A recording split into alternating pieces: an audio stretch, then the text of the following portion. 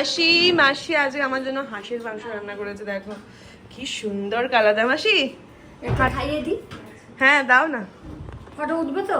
হ্যাঁ উঠবে ফটো। থাকবে। হ্যাঁ চলবে। দারুণ দারুণ।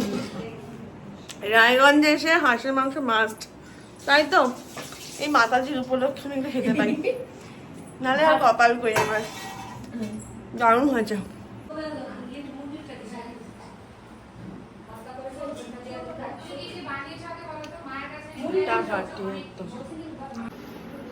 মুড়ি ঘন্ট,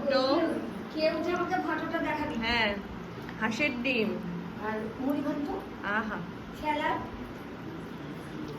সব আছে। এই যে সালাড, এই যে হাঁসের ডিমের ঝোল, আর আমার রয়েছে মাংস।